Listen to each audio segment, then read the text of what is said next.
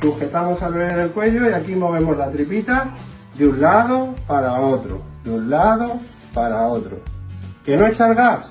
Cogemos la pinza de seguridad, le ponemos recto, a echar los gases, no curvos, sino recto.